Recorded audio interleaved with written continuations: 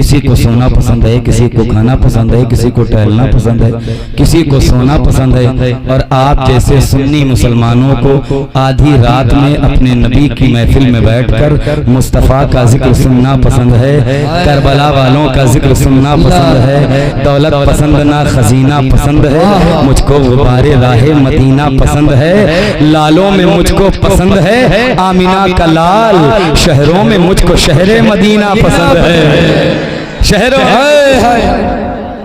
मुझको शहरे मदीना पसंद है, शहरों में मुझको शहरे मदीना पसंद है, शहरों में मुझको शहरे मदीना पसंद है।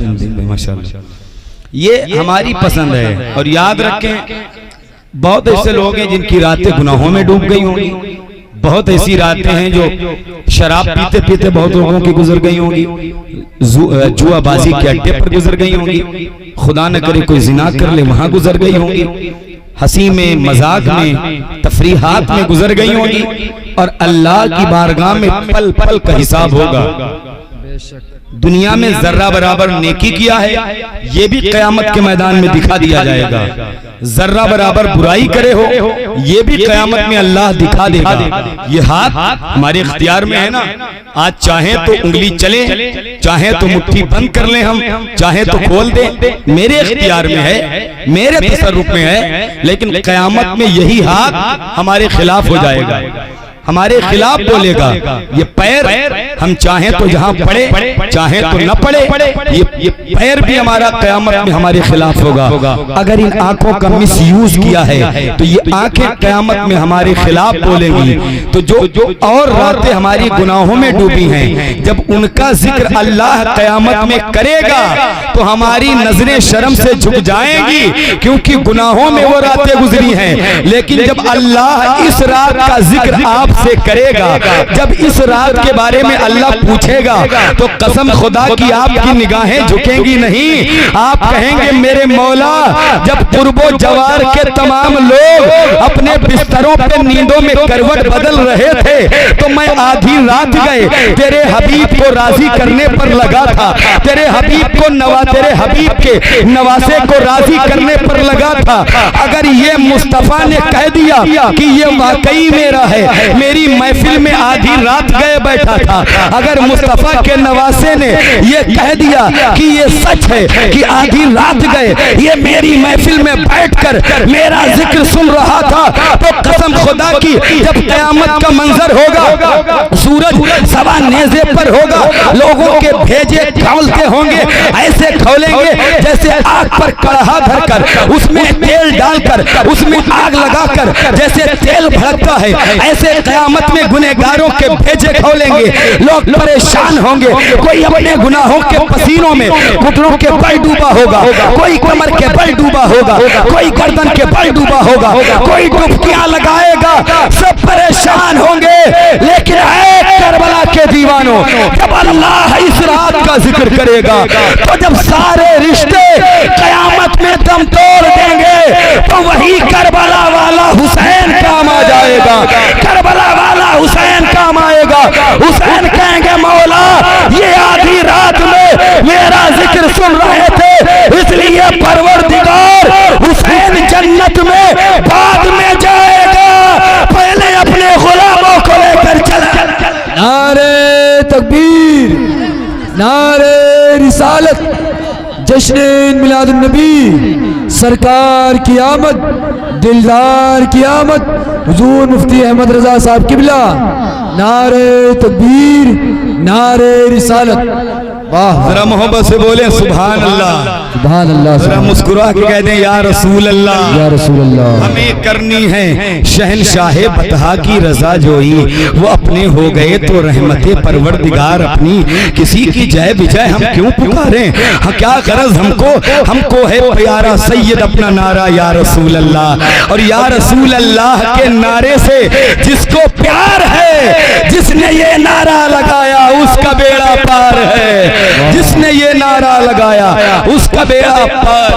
अल्लाह अकबर, या रसूल अल्लाह, मरहबा मरहबा, या रसूल अल्लाह। ये हुजूर सबको देख रहे हैं मदीने से, और हुजूर की महफिल में आप बैठे। हुजूर का एक करम होगा तो इंशाअल्लाह सबकी मुश्किलें आसान हो जाएंगी। क्यों? मेरा नबी इतना पावरफुल है, मेरा नबी इतनी हुकूमतों वाला है। हम हुजूर के नाम पे बोलते हैं, जबान रखते हैं ना, जबान है तो हम बोलते हैं, लेकिन मेरे नबी के नाम पर तो वो भी बोलते हैं जो जिन्होंने कभी बोलना न सीखा हो। कभी न। एक हदीस पाक, बड़ी मोतबर हदीस मेरे जहन में आई। हुजूर पाक के नाम पे कौन कौन बोलता है? मदीना मुनव्वरा की सरजमीन है, एक माँ है, एक बाप है, यानी मियाँ बीबी हैं, उनके कोई औलाद नहीं थी। बड़ी दुआएं मांगी, कोई औलाद नहीं मिली। क्यों? उस औरत को खाला, फूफी, चाची कहने वाले बहुत लोग थे, लेकिन मोहब्बत से माँ कहने वाला कोई नहीं था। जिसकी औलाद नहीं होती उससे पूछिए औलाद का दर्द क्या होता है, औलाद का कर्ब उसके सीने में कैसे पनपता है, कैसे इंसान परेशान होता है औलाद के लिए। जहां बता दिया जाता है इंसान वहां दौड़ के चला जाता है। काश अल्लाह उसे एक औलाद दे दे, कोई औलाद नहीं थी, बड़ी दुआएं मांगी तो अल्लाह तबारक व तआला ने अपने करम से उसे एक औलाद अता फरमाया। एक बेटा हुआ, उसका बाप खुश हो गया कि चलो कम से कम मेरी बीवी को अम्मी कहने वाला कोई तो हो गया, कोई अम्मी कहने वाला। वही लड़का जब थोड़ा बड़ा हुआ, बोलने के कगार पे जब पहुंचा तो वो लड़का बोल नहीं सकता था, वो गूंगा था। उसके अंदर कुव्वते समात और बसारत नहीं पाई जाती, न सुन सकता था न बोल सकता था। माँ बाप रो पड़े, या अल्लाह एक बेटा तूने दिया है वो भी गूंगा दिया है, मौला एक मर्तबा ये मुझे माँ कह देता। उसकी अम्मी रोई, रो के कहती या अल्लाह मुझे एक बार अम्मी कह देता तो चाहे वो फिर ये दम तोड़ देता। यार माँ माँ होती है, माँ जो औलाद का दर्द समझती है वो कोई नहीं समझता है। औलाद भले माँ बाप का दर्द न समझें, लेकिन कसम खुदा की माँ बाप ऐसी नेमत है जिस दिन सर से इनका साया उठ जाता है कोई वैसे तुमसे मोहब्बत करने वाला नहीं हो सकता है। ऐ जिया माँ बाप के साये की न कदरी न कर, धूप काटेगी बहुत जब ये शजर गिर जाएगा, धूप काटेगी बहुत। जब बाप मर जाता है ना तो रेशम के तकिए को रखकर अगर सोता है बंदा तो उसे नींद नहीं आती है। बाप इतनी बड़ी दौलत हुआ करता है, लेकिन आज बाप होते हैं तो लोग उनकी अहमियत नहीं समझते हैं, उनकी कद्र और कीमत नहीं जानते हैं। सुनिए उसकी माँ रोई, कहती या अल्लाह एक मर्तबा मेरे बेटे को इतनी तौफीक दे दे कि ये अम्मी कह दे, फिर चाहे दम तोड़ दे या मेरी रूह निकल जाए। परवरदिगार मुझे सब ने खाला कहा, चाची कहा, फूफी कहा, ये एक मर्तबा मुझे अम्मी कह दे। अच्छा बहुत परेशान हुए, वो बच्चा नहीं बोला तो किसी ने कहा परेशान हो कहा, चले जाओ आमिना के लाल की बारगाह में, चले जाओ शमसुद्दोहा की बारगाह में, चले जाओ बेकसों बेकस की बारगाह में, चले जाओ शमसुद्दोहा की बारगाह में। उनके माँ बाप अपने गूंगे बेटे को लेके पहुंचे, कहा या रसूल अल्लाह करम फरमाए। मेरे नबी ने कब बात किया है, कहा या रसूल अल्लाह मेरा बेटा गूंगा है, ये बोल नहीं सकता है, हुजूर करम फरमा दी। इसकी माँ बड़ी रोती है, बहुत रोती है, इसको खाला फूफी चाची कहने वाले बहुत लोग हैं, लेकिन अम्मी कहने वाला कोई नहीं है, माँ कहने वाला कोई नहीं। हुजूर आप ही का तो दर है, हम कहाँ जाएंगे, हुजूर आप करम फरमा दें। कि ये बोलने लगे। मेरे नबी ने जब उसकी माँ को आंसू बहाते देखा तो आमिना के लाल ने बच्चे को सामने बिठाया और बिठा के हुजूर पाक ने अपनी जबान में पूछा कि बेटा तू क्या बोल नहीं सकता है। जब हुजूर ने इतना कहा ना क्या तू बोल नहीं सकता है, तो वो रोने लगा, यानी कि अपने आंसुओं से उसने बयान कर दिया, हाँ या रसूल अल्लाह मैं बोल नहीं सकता हूँ। तो मेरे नबी ने इरशाद फरमाया, ऐ बेटे तू कभी नहीं बोला है, लेकिन आज जरूर बोलेगा, आज जरूर बोलेगा। तो जो अपने बाप को देख कर न बोला, जो अपने बाप को देख कर न बोला, वो रसूल पाक को देख करके बोला। मेरे नबी ने इरशाद फरमाया, बेटे बता मैं कौन हूँ। अल्लाह की इज्जत की कसम हदीस के अल्फाज बताते हैं, वो गूंगा लड़का बोल पड़ा, आप अल्लाह के रसूल हैं, रसूल। नारे तकबीर, नारे रिसालत, जश्न मिलादुन नबी, अज़मत मुस्तफ़ा, इख्तियार मुस्तफ़ा, नारे तकबीर, नारे रिसालत। गूंगा लड़का बोल पड़ता है, वाह वाह, या रसूल अल्लाह तुम्हारे मुंह से जो निकली वो बात हो के रही, फकत इशारे में सबकी निजात हो के रही, फकत इशारे में सबकी निजात हो के रही। मैं गुलामे मुस्तफ़ा हूँ, क्या यही काफ़ी नहीं? आशिक़े शम्सुद्दुहा हूँ, क्या यही काफ़ी नहीं? और बादशाही की तमन्ना क्यों करूँ मेरे हुजूर, आपके दर का गदा हूँ, क्या यही काफ़ी नहीं? बादशाही की तमन्ना क्यों करूँ मेरे हुजूर, आपके दर का गदा हूँ, क्या यही काफ़ी नहीं? अये फरिश्तों नामे अमाल मत पूछो मेरा, आशिक़े खैरुल वरा हूँ, क्या यही काफ़ी नहीं? आशिक़े खैरुल वरा हूँ, क्या यही काफ़ी नहीं? और गोद में ले लेगी जन्नत जब कहेगा एक गरीब, गोद में ले लेगी जन्नत जब कहेगा एक गरीब, याद तैबा में मरा हूँ, क्या यही काफ़ी नहीं? याद तैबा में मरा हूँ, क्या यही काफ़ी नहीं? क्या यही काफ़ी नहीं? तो मेरे हुजूर पाक के नाम पर तो वो भी बोलते हैं जिन्होंने कभी बोलना ही सीखा ना हो, कभी ना बोलना सीखा। हदीस से पाक एक और मेरे ज़हन में आई, बुखारी हदीस, बुखारी शरीफ, कुरान पाक के बाद सबसे अफजल किताब बुखारी शरीफ, सिहाए सित्ता की सबसे बड़ी किताब बुखारी शरीफ। बुखारी की हदीस पढ़ता हूं मैं। मदीना मुनव्वरा की सरजमीन है, एक यहूदी है, यहूदी को हुजूर पर बड़ा एतराज हुआ। उसने कहा कि आप अल्लाह के नबी नहीं हैं। हुजूर ने फरमाया बेशक मैं अल्लाह का रसूल हूं। तो कहा अगर रसूल हैं तो कोई चमत्कार दिखाएं, कोई मौजज़ा दिखाएं, क्योंकि लोग इसमें ज्यादा भरोसा करते हैं। जब तक चमत्कार नहीं देख लेते उनको यकीन ही नहीं होता है। अच्छा झूठे बाबा आजकल बहुत हैं, और झूठे बाबा थोड़ा सा वो कर दें लोग उसमें आ जाते हैं, ठीक है बाबा बहुत पहुंचे हैं। अब बाबा ने कभी एक वक्त की नमाज नहीं पढ़ी, 10-10 अंगूठी पहनते हैं, औरतों की तरह बाल रखते हैं, लेकिन कहते हैं बहुत बड़े बाबा हैं। वो खुद को खुद नहीं ठिकाना, वो जन्नत जाएगा कि जहन्नम में जाएगा, आपको कैसे बचा लेगा वो? तो हुजूर पाक की शरीयत को पहचानिए। उस यहूदी ने कहा आप अल्लाह के रसूल हैं? कहा हूं। का कोई करिश्मा दिखाओ, कोई मौजज़ा दिखाओ। का क्या दिखाऊं? का कुछ भी दिखा दो। हुजूर ने कहा मैं तो बहुत कुछ दिखा सकता हूं, तू बता तू क्या देखना चाहता है? उसने कहा बुखारी पढ़ रहा हूं, बुखारी की हदीस। उसने कहा मेरी बेटी को मरे हुए कई साल हो गए, आप उसको जिंदा कर दें, मैं आपका कलमा पढ़ के मुसलमान हो जाऊंगा। हुजूर पाक ने कहा चलो। वो अपनी बेटी की कब्र पर रसूल पाक को ले गया। हुजूर ने पूछा कौन सी कब्र है? उसकी बेटी की कब्र थी। उसने इशारा किया ये कब्र है, ये का यही है, यकीन कामिल है, का यकीन है मुकम्मल, यही मेरी बेटी। जब हुजूर पाक ने पूछा यही कहा, हाँ, मेरे आका ने अपने कदम की ठोकर उस कब्र पे लगाई। देखो हुजूर क्या क्या दे सकते हैं। हुजूर पाक ने कब्र को ठोकर लगाई, लगा के कहा ऐ फला की बेटी उठ जा, तुझे मोहम्मद इब्ने अब्दुल्लाह पुकारता है। तवज्जो आप लोग। जब हुजूर ने इतना कहा तो कब्र की मिट्टी के अंदर जुम्बिश पैदा हुई, आधी मिट्टी फट के इधर गिरी, आधी उठ के उधर गिरी। कब्र से लड़की खड़ी होके कहती है लब्बैक या रसूल अल्लाह। वाह वाह वाह। कहती है लब्बैक या रसूल अल्लाह। वाह वाह वाह। लब्बैक या रसूल अल्लाह। हुजूर की निगाहों से अब क्या देखा जाएगा, क्या देखेंगे मेरे आका करीम की। अरे माशाअल्लाह आप लोग जो है बस रहीम भाई बड़ी मेहनत किए हैं, आप लोग जलसा सजाएं माशाअल्लाह, बैठ के सुनिए माशाअल्लाह। तो बोले सुभान अल्लाह। मैं बहुत मुबारकबाद पेश करता हूँ अब्दुल्ला भाई को, इस्लाम भाई को, आरिफ चचा बैठे हुए हैं, वसीम भाई माशाअल्लाह, और रहीम भाई और तमाम तर लोग जो शरीक हैं। अल्लाह ताला उन सब के रिस्क में बेपनाह बरकतें अता फरमाए, जिन्होंने इतनी अच्छी महफिल का एहतमाम किया। और तमाम हम सब आशिकाने रसूल को आज हुजूर की महफिल में शिरकत करने का ये शरफ मिला, ये बरकतें मिली, अल्लाह का बड़ा एहसान है। अल्लाह ताला आप सबको सलामत रखे। तो देखें हुजूर पाक की निगाहें कहाँ तक देखते हैं? जहां तक हुजूर की निगाहें देखते हैं कोई नहीं देख सकता।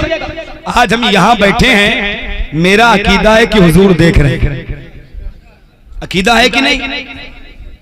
हमारा अकीदा है, और हमारा अकीदा कुरान से बना है। हमारे अकीदे घर के बनाए नहीं हैं। अन्नबिय्यु औला बिल मुमिनीन मिन अनफुसिहिम। कि नबी मोमिनों की जान से ज्यादा करीब हैं। कुरान उठा के देखिए तर्जमा, नबी मोमिनों की जान से ज्यादा करीब हैं। अब बताइए जो जान से ज्यादा करीब होगा वो अपने आशिक की आवाज सुनेगा कि नहीं सुनेगा? और कोई गैर क्या तुमसे नेहा हो भला, जब न खुदा ही छुपा तुम पे करोड़ों दुरूद। जात हुई इंतखाब, वस्फ हुए लाजवाब, नाम हुआ मुस्तफा तुम पे करोड़ों। हुजूर पाक सब देखते, या जिनकी निगाह से खुदा न छुपा हो कैसे छुप सकता? अगर मैं आपसे पूछ लूं सदर साहब मेरे बेटे में सवाल करूं, सदर साहब अल्लाह को आपने देखा? अच्छा ये अकीदे की बात है, बुनियादी बात कर रहा हूं। जब ये पता होगा मेरे नबी देख रहे हैं तो इंशाअल्लाह हर गुनाह से बच जाएंगे। हुजूर देख रहे हैं, हुजूर देख रहे हैं तो हर गुनाह से बचोगे। लेकिन मैं पूछूं सदर साहब से कि अल्लाह है कि नहीं दुनिया में? हुजूर भी देखते हैं, अल्लाह भी देखता है। तो सदर साहब फरमाएंगे बेशक अल्लाह है। मैं पूछूं आपने देखा है सदर साहब? कहेंगे देखा नहीं, मैंने किताबों में पढ़ा है, बुजुर्गों ने बताया है, उलमा ने बताया है, तो पता चला अल्लाह है। मैं आपसे पूछूं, चचा बैठे हुए, मैं पूछूं अल्लाह है? कहेंगे बेशक अल्लाह है। तौफीक भाई से पूछूं, सबसे पूछूं, हुसैन भाई से पूछूं अल्लाह है? सब कहेंगे अल्लाह है हजरत, मैंने सुना है, उलमा ने बताया। सबका जवाब यही होगा अल्लाह है, मैंने सुना है। ये कोई गारंटी से नहीं कहेगा अल्लाह है मैंने देखा है। तवज्जो, अल्लाह है। मैं मदरसे के मुदर्रिस कारी साहब किबला बैठे, मैं पूछूं कारी अल्ताफ साहब से अल्लाह है? कहेंगे अल्लाह है। मैंने कहा कारी साहब देखा है? कहा नहीं, मैंने पढ़ा है अल्लाह है। मैंने पढ़ा है कि अल्लाह है। मैं कारी मोहम्मद अहमद साहब जियाई से पूछूं अल्लाह है? कहेंगे अल्लाह है, मैंने सुना है। मदरसे के मुदर्रिस, मस्जिद के इमाम से पूछूं अल्लाह है? मंदिर के पंडित से पूछूं? कहेंगे अल्लाह है, मैंने सुना है। दुनिया के सबसे बड़े पोप से पूछूं? कहेगा अल्लाह है, मैंने सुना है। कोई ये नहीं कहेगा कि अल्लाह है मैंने देखा। हजरत आदम से पूछो, आदम कहेंगे अल्लाह है, मैंने सुना है, मैंने देखा नहीं है। हजरत आदम से पूछो कि कैसे सुना है? कहेंगे मुझे जिब्रील अलैहिस्सलाम ने बताया है कि अल्लाह है। और आगे बढ़ो, हजरत शीश, हजरत आदम के बेटे जिनकी मजार अयोध्या शरीफ में है, मैं उनसे पूछूं अल्लाह है कि नहीं आलम ख्याल में? वो भी फरमाएंगे अल्लाह है। मैं पूछूं हुजूर आपने देखा है? कहेंगे नहीं, मैंने सुना है। मैं हजरत इब्राहिम से पूछूं अल्लाह है कि नहीं? वो भी कहेंगे मैंने सुना है। मैं दुनिया के हर इंसान से पूछूं अल्लाह है कि नहीं? सब कहेंगे अल्लाह है, मैंने सुना है, मैंने देखा नहीं है। तो अब मेरा ज़हन मुझसे सवाल करता है, मेरा दिमाग मुझसे सवाल करता है, मेरा माइंड मुझसे सवाल करता है कि इस भरी दुनिया के अंदर एक तो ऐसी हस्ती होनी चाहिए जो ये कहते अल्लाह है मैंने देखा है, अल्लाह है मैंने देखा है। क्योंकि आदम बोले अल्लाह है मैंने सुना है, इब्राहिम बोले अल्लाह है मैंने सुना है, याकूब बोले अल्लाह है मैंने सुना है, इस्माइल बोले अल्लाह है मैंने सुना है, हारून बोले अल्लाह है मैंने सुना है, शीश बोले अल्लाह है मैंने सुना है, लूत बोले अल्लाह है मैंने सुना है, नूह बोले अल्लाह है मैंने सुना है, अलीसा बोले अल्लाह है मैंने सुना है, ज़करिया बोले अल्लाह है मैंने सुना है, दानियाल बोले अल्लाह है मैंने सुना है, जुल्किफ्ल बोले अल्लाह है मैंने सुना है, मूसा बोले अल्लाह है मैंने सुना है, ईसा बोले अल्लाह है मैंने सुना है।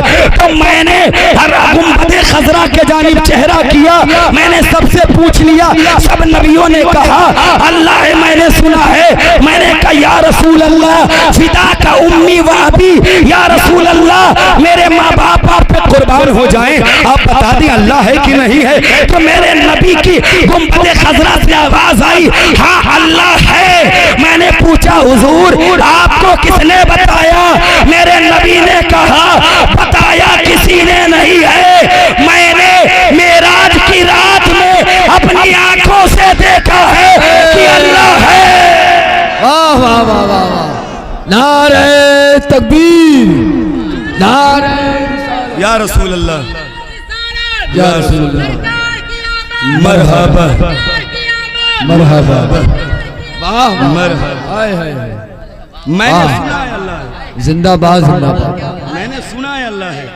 तो उस नबी की अजमतों को हम और आप क्यों ना बयान करें? अल्लाह है मैंने देखा है। तवज्जो, हुजूर ने क्या कहा?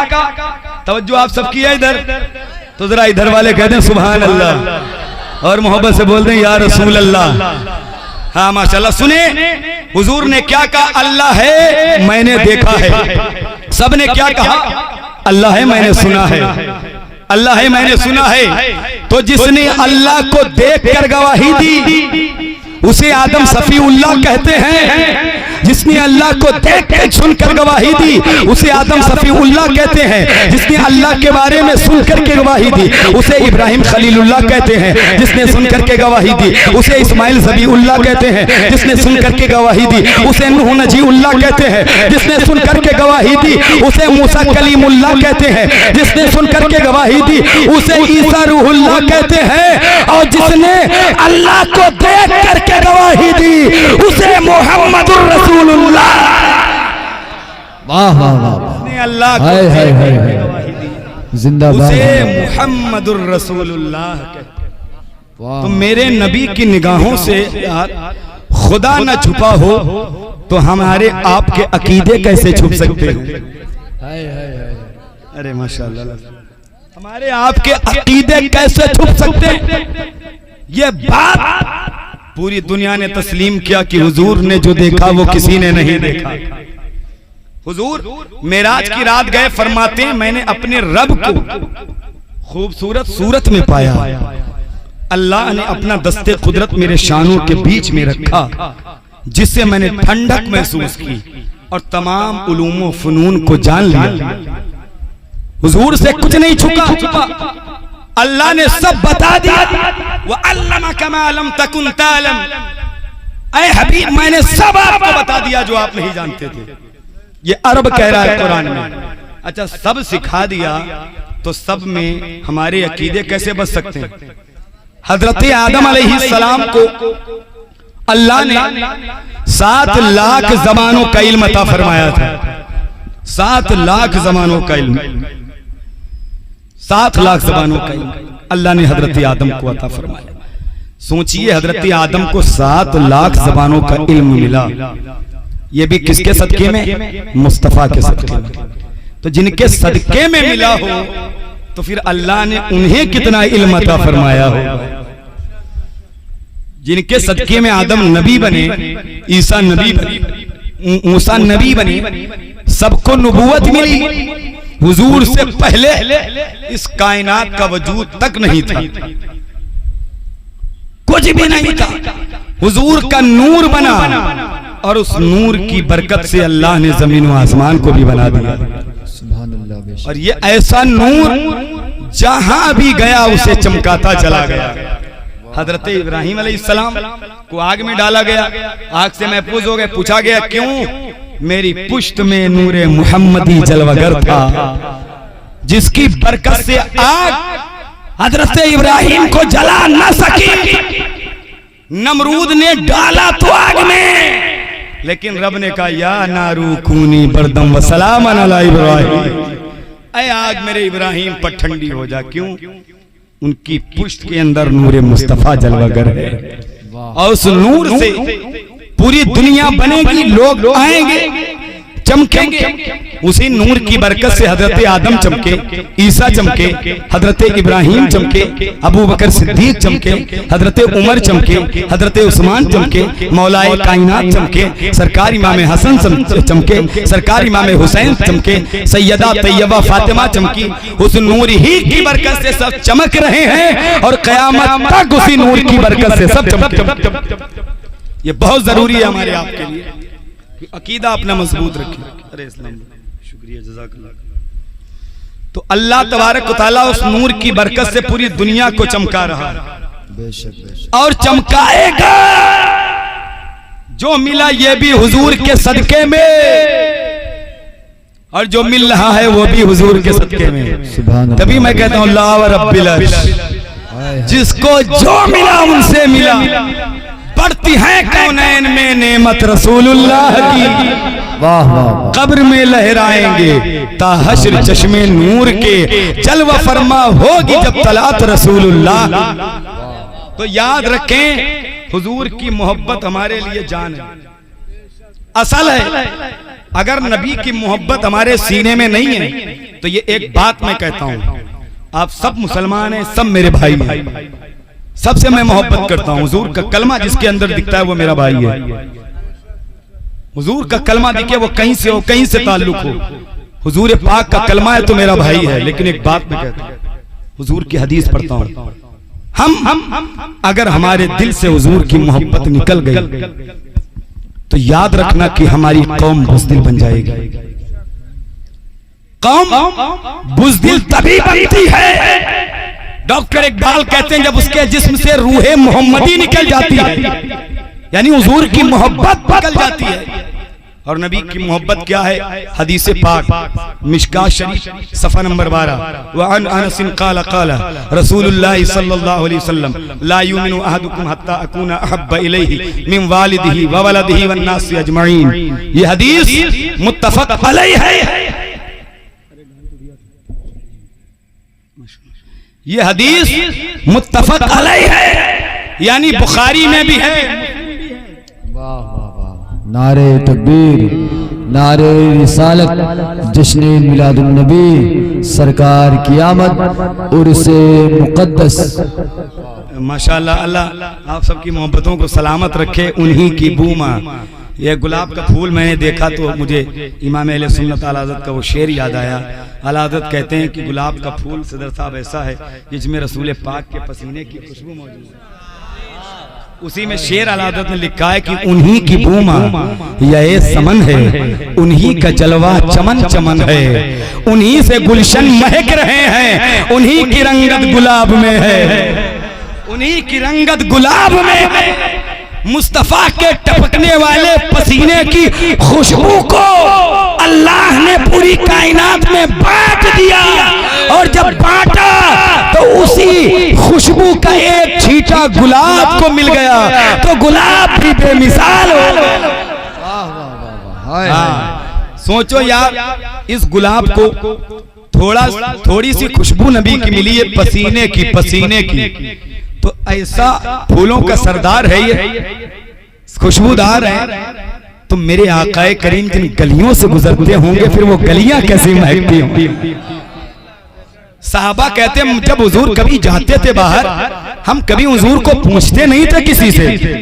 कहते हम गलियों से जाते और जिन गलियों में खुशबू मिल जाती, पता चल जाता इधर से मेरे हुजूर गुजरे होंगे।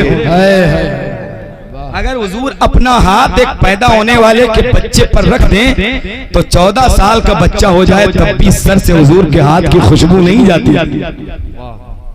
तभी एक बात आई, मदीना शरीफ में एक बारात आई, एक सहाबी, बूढ़े सहाबी थे, वो आए, कहते या रसूल अल्लाह, आज मेरी बेटी का निकाह है, तो आपकी तरफ से तोहफा क्या है, गिफ्ट क्या है? हुजूर फरमाएं, इरशाद फरमाएं कुछ दे दें। तो हदीस पाक में कि सरकार ने बेरी की लकड़ी मंगवाई, बेरी की थोड़ी सी, और सरकार ने ऐसे पसीना लगाया और लगा के दिया, फरमाया जा इसे अपनी बेटी के लगा दे, और जब तेरा दामाद घर आएगा तो अपने दामाद के लगा देना, ये बड़ी अच्छी खुशबू है। हुजूर पाक ने वो दे करके उसे भेज दिया। वो साहबी कहते हैं कि मैं अपने घर आया, अपनी बेटी को लगाया, जब मेरे दामाद आए तो मैंने दामाद को लगा दिया। वो बयान करते हैं, सुनो, मेरी बेटी और मेरे दामाद जब तक तो जिंदा रहे, उनके जिस्म से वो खुशबू आई तो आई थी, लेकिन जब मेरे दामाद और मेरी बेटी दुनिया से चली गई तो उनकी आने वाली नस्लें भी महक गई थी खुशबू से। मेरा इमाम इसी हदीस की अक्कासी करते हुए कहता है, वल्लाह जो मिल जाए मेरे गुल का पसीना, मांगे न कभी इत्र न फिर चाहे दुल्हन। वल्लाह जो मिल जाए मेरे गुल का पसीना, मांगे न कभी इत्र न फिर चाहे दुल्हन फूल, मांगे न कभी इत्र न फिर चाहे दुल्हन फूल। और क्या बात रजा उस चमनिस्ताने करम की, क्या बात रजा उस चमनिस्ताने करम की, ज़हरा है कली जिसमें हुसैन और हसन फूल, ज़हरा है कली जिसमें हुसैन और हसन फूल। ये हुजूर के पसीने की बरकत। मेरे आकाए करीम सल्लल्लाहु तआला अलैहि वसल्लम जिन रास्तों से जाएं वो रास्ते भी खुशबू से महक जाएं। साहबी कहते हैं कि हम हमेशा सरकारे दो आलम को खुशबू के जरिए पहचानते थे कि सरकार करम फरमाएं, और हम जाते थे, खुशबू मिल जाती थी, पता चल जाता था हुजूर इधर से गुजरे। तो मैं इसलिए बता रहा हूँ ताकि हमारे नौजवानों के अंदर हुजूर की मोहब्बत पैदा हो और उन्हें पता चले कि जिस नबी का मैं कलमा पढ़ता हूँ वो नबी कितना बेमिसाल है। बच्चियां जो मुर्तद हो रही हैं उन्हें पता चले तो नबी कितनी शान वाला है। जिस नबी से रिश्ता कमजोर हुआ है वो नबी कितनी अजमतों वाला है, ताकि हमारी कौम को पता चले, हमारी कौम की बेटियां मुर्तद होने से बच जाएं, हमारे नौजवान ये मुनाफिक और जो है इस्लाम के उसूलों से जो दूर हटने की बातें उनके ज़हन में हैं वो हट के वो इस्लाम के सही रास्ते पर आ जाएं। और जब इस तरह से वो आएंगे तो कसम खुदा की अल्लाह की मदद नाजिल हो जाएगी, हुजूर की बरकत से और हुजूर के कदम की बरकतों से अल्लाह की रहमत नाजिल होगी। और जब अल्लाह की रहमत नाजिल होगी, जो दुआएं आज नहीं कबूल होती हैं, जो दुआएं करोगे इंशाअल्लाह अल्लाह की बारगाह में वो भी दुआएं कबूल होंगी।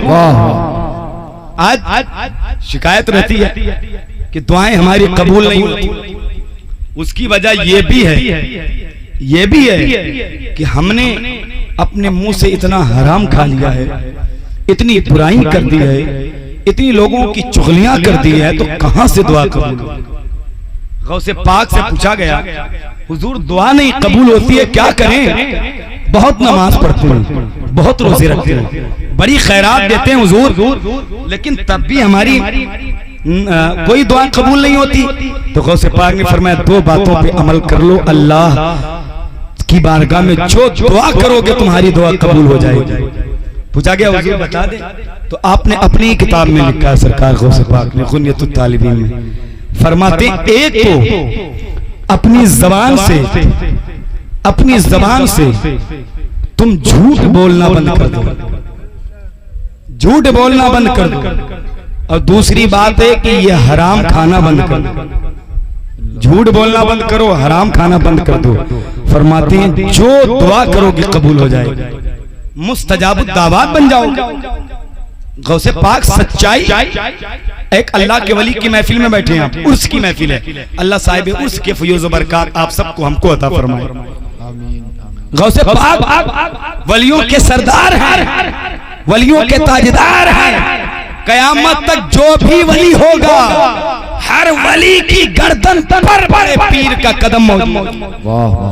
अब थोड़ी सी गौसे पाक की बात करता हूँ क्योंकि वली का उर्स है, और बात अगर गौस की हो गई तो समझ लो हर वली की हो गई। इमामुल औलिया, सुल्तानुल औलिया, शहनशाह बगदाद व विलायत, बड़े पीर गौसे आजम, बुजुर्गों ने फरमाया अगर बहुत परेशानी हो, बड़ी गुर्बत हो, बड़ी मुफलिसी और तलाशी हो, तो उनको चाहिए लोगों को कि हर महीने की चांद की 11 तारीख को गौसे पाक की नियाज दिलाया करे वो, और जब नियाज दिलाएगा तो अल्लाह उसकी बरकत से उसकी मुफलिसी दूर फरमा देगा। इसको हुजूर सूफी सुल्तान मियां साहब इलाहाबाद वाले ने कहा कि सूफी सुल्तान मियां साहब फरमाते हैं कि हर महीने की 11 तारीख गौसे पाक फरमाते मेरा कदम हर वली की गर्दन पर है, हर वली की गर्दन पर, और गौसे पाक के हाथों पर सबसे पहले 60 लाख तौबा करके मुसलमान हुए। जब अपनी अम्मी से पैसे लेकर जीलान से बगदाद पढ़ने के लिए गए थे गौसे पाक, हालांकि पैदाइशी वली हैं गौसे पाक, पैदाइशी वली हैं गौसे पाक, लेकिन मदरसे पढ़ने जा रहे हैं। देखिए मदरसा भी कितना अहम होता है, जो पैदाइशी वली उसको पढ़ने की क्या जरूरत, जो ऐसा वली हो कि नबी मेराज में जाएं और नबी कहें मेरे सामने एक रूह पेश की गई, मैं जिसके कांधे पे पैर रख के ऊपर चला गया, पूछा गया कौन है, का मेरा बेटा अब्दुल कादिर वो था, तो उसे पढ़ने की क्या जरूरत? गोया हमें बता रहे हैं नहीं मदरसा जरूर पढ़ना, हाँ तुम्हारे पास असातिज़ा जरूर चाहिए, सनदें जरूर चाहिए, असातिज़ा होंगे तो तुम्हें कोई गुमराह नहीं कर सकता है। और बुजुर्गों ने ये भी कहा इल्म के बगैर विलायत मुहाल है, इल्म के बगैर अल्लाह किसी को विलायत नहीं दे सकता। बंदा पहले आलिम बनेगा तब वली बनेगा, वली के लिए आलिम होना शर्त है, ये शर्त तो मशरूत है, शर्त है आलिम होना। अब इल्म चाहे वो मदरसे से पाए या बुजुर्गों की बारगाह में झाड़ू लगाने से पाए, इल्म चाहे किताबों से पाए या बुजुर्गों की जूतियां सीधी करने से पाए, क्योंकि मदरसे में 10 साल पढ़ो, हम लोग 1400 साल पढ़े हैं, कच्चे चावल कच्ची दाल खाई है। कारी साहब किबला बैठे पूछिए, कहते कभी कभी तो ऐसा खाना होता था कि लाइट बंद करके खाते थे कि कहीं कोई ऐसा कीड़ा या कोई ऐसा घुन न चला जाए। वो हालांकि अब बहुत अच्छे मामला थे मदरसों में, पहले गरीबी थी मदरसों में, तो ये खा करके तब हम लोग 14 साल 10 साल आलिम मुफ्ती फाजिल बनते हैं। और वहां बुजुर्गों ने अगर एक नजर कर दी तो फिर तुम आलिम भी बन गए, मुफ्ती भी बन गए, फाजिल भी बन गए, मुहद्दिस भी बन गए, मौरिख भी बन गए, मुफक्किर बन गए, सब बन गए। क्यों? वली की नजर ऐसी होती है, दीवाने की नजरों को जहां देख रहा है, दीवाना खुदा जाने कहां देख रहा है। वलियों से दिल लगाओ, हाँ इश्क वलियों से करो। इश्क इंसान को कलंदर बु अली करता है, इश्क पागल नहीं पागल को वली करता है। कुछ रातें उनसे शहीद हो गए, हम लड़े भी नहीं और शहीद हो गए। कभी जो वक्त मिले तो उनके पास बैठा कर, जो लोग इश्क में बाबा फरीद हो गए, जो लोग इश्क में बाबा फरीद हो गए। तो मोहब्बत वलियों से बहुत जरूरी है। वलियों की भी मोहब्बत हमें शैतानों के शर से बचा ले। पीर का दामन भी शैतानों के गुमराह करने से बचा लेता है। तो मैं बात कर रहा था सच्चाई की। अगर दुआ चाहते हो कबूल हो जाए तो सच बोले, सच बोले, हलाल खाएं, बद्दो खाओ, सच बोले हलाल खाएं। जो दुआ करोगे कसम खुदा की इस मिंबर से कह के जा रहा हूं, वो दुआ अल्लाह की बारगाह में कबूल हो जाएगी। सुनो, गौसे पाक बड़े पीर आपके हाथों पर सबसे पहले 60 डाकू कलमा पढ़ के मुसलमान हो गए। पूछा गया गौसे पाक से क्या वजीफा बताया था, कौन सी करामत दिखाई कि वो कलमा पढ़ के मुसलमान। अपनी चोरी से तौबा कर लिया। ऐ शायख कौन सा वजीफा बताया, कौन सी करामत दिखाई। गौसे पाक कहते हैं मैंने कोई करामत नहीं दिखाई, मैंने कोई वजीफा नहीं दिखाया। तो कहा फिर कैसे वो मुसलमान हो गए। फरमाते सिर्फ मैंने उनके सामने सच बोला था, सच, तवज्जो, सच बोला था। क्यों? और जितने बस वाले थे वो कह रहे थे कुछ नहीं है, कुछ नहीं है, कुछ नहीं है, कुछ नहीं है, कुछ नहीं है। तो लोगों ने अशरफियां चुरा ली। गौसे पाक से डाकू ने पूछा तुम्हारे पास क्या है? कि मेरी अम्मी ने 40 अशरफियां मेरी सदरी के अंदर सिल दी थी। तो लोगों को लगा ये बच्चा झूठ बोल रहा है। तो वो बड़े अपने सरदार के पास लाए, कब पूरी बस लूट लिया। हाँ लूट लिया हुजूर, कोई बचा तो नहीं। हुजूर ये बच्चा है, ये बच्चा। इससे पूछा कुछ है? तो ये कहता है अंदर 40 अशरफियां रखी हुई हैं। तो कहा अच्छा, का देखो। तो देखा गया वाकई गौसे पाक की सदरी में 40 अशरफियां सिली हुई थी। तो कहा गया तुमने झूठ नहीं बोला, झूठ बोल के बचा लेते। तो गौसे पाक कहते हैं जब मैं घर से चला था मेरी माँ ने कहा था कभी झूठ नहीं बोलना। अपनी माँ से वादा करके आया था अब्दुल कादिर मर जाएगा लेकिन माँ से किया हुआ वादा कभी तोड़ नहीं सकता। वाह, आज हम अल्लाह से वादे किए हुए तोड़ देते हैं। गौसे पाक क्या कह रहे हैं, माँ से किया हुआ वादा मैं नहीं तोड़ूंगा। तो गौसे पाक कहते हैं मैंने कोई करामत नहीं दिखाई। जो 60 डाकू इस्लाम में आए, कलमा पढ़ के हुजूर क्या बताया? फरमाते हैं बस मैंने सच बोला था। कहते जो झूठ बोल के माल छुपा रहे थे उनके माल लुट चुके थे, और जो मैं सच बोल रहा था तो इस सच की बरकत से उनके भी लुटे हुए माल वापस आ रहे थे। वाह। तो सच बोलने में बज़ाहिर तो नुकसान होगा, बज़ाहिर नुकसान भी होगा, याद रखें सच बोलने में, लेकिन हकीकत में अल्लाह की मदद जरूर आएगी, चाहे देर में आए। ये तजुर्बा करके देखिए, अल्लाह की मदद जरूर आएगी। और अल्लाह की मदद जब आएगी तो दुनिया से बड़ा झूठा आपका कोई बाल भी देखने नहीं कर सकता। अल्लाह जिसे चाहता है उसे जो चाहता है अता करता है। और हुजूर की यही तालीम है, ऐ मेरे उम्मतियों, एक दूसरे से ऐसी मोहब्बत करो, ऐसी मोहब्बत करो कि इत्तेहाद और इत्तफाक का परचम हर तरफ बुलंद कर दो। हुजूर के मिलाद की महफिल है, हुजूर आए पूरी दुनिया को हंसाने, हुजूर पूरी दुनिया को जोड़ने। जरूरी है कि हुजूर की गुलामी का पट्टा हमारे गर्दन में होना चाहिए ताकि हर मैदान में हम कामयाब हो जाएं। अब देखें बड़ी तेजी के साथ अपनी बात